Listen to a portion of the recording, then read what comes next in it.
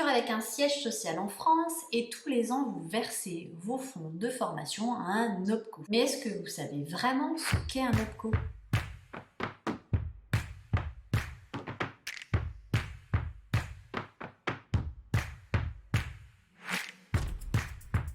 Bonjour à tous, on se retrouve aujourd'hui pour une nouvelle vidéo où nous allons parler des OPCO, des opérateurs de compétences, précédemment appelés les OPCA, les organismes paritaires collecteurs agréés. Le 1er avril 2019, 11 opérateurs de compétences ont été agréés par l'État pour gérer les fonds de la formation et accompagner les entreprises à mettre en œuvre de la formation.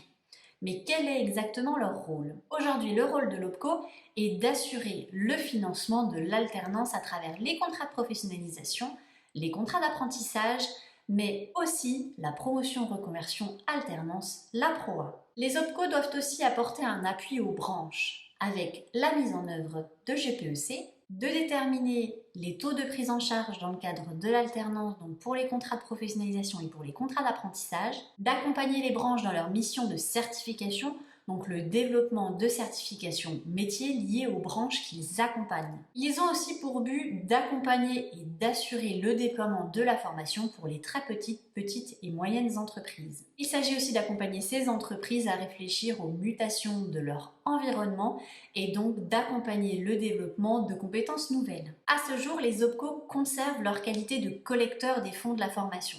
Mais à partir de janvier 2023, il s'agira de l'URSSAF ou de la MSA. Comme je vous le disais précédemment, aujourd'hui il y a 11 OPCO. Précédemment il y en avait 20 et avant 2014 il y en avait plus de 50.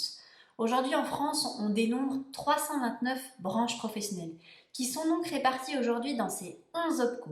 C'est donc en fonction de votre activité que vous allez être attaché à un OPCO. Voici les 11 OPCO actuels. L'AFDAS pour la partie culture, médias, loisirs, sport. Atlas pour la partie services financiers et conseils, Uniformation pour la partie cohésion sociale, Acto pour les entreprises à forte intensité de main-d'œuvre, Ocapia pour tout ce qui concerne l'agriculture, la pêche et l'agroalimentaire, l'OPCO 2I pour tout ce qui est industrie, l'OPCO de la construction, l'OPCO mobilité pour tout ce qui concerne le transport, les voyages et la distribution, l'OPCO EP, entreprise de proximité, artisans, professions libérales, services de proximité, l'OPCO santé et l'OPCO commerce. Voici donc aujourd'hui les 11 OPCO qui sont agréés. Donc en fonction de votre convention collective, vous allez donc pouvoir déterminer quel est votre OPCO. Aujourd'hui, bien que les OPCO ayant perdu dans leur détermination le P de paritaire, ils le sont toutefois toujours. En effet, le conseil d'administration est composé à parts égales de représentants des employeurs et des salariés. Il y a à nouveau un commissaire du gouvernement qui siège au sein du conseil d'administration de l'OPCO. Les OPCO peuvent donc vous accompagner à construire votre plan de développement des compétences. Ils sont aussi là pour vous accompagner à chercher des cofinancements.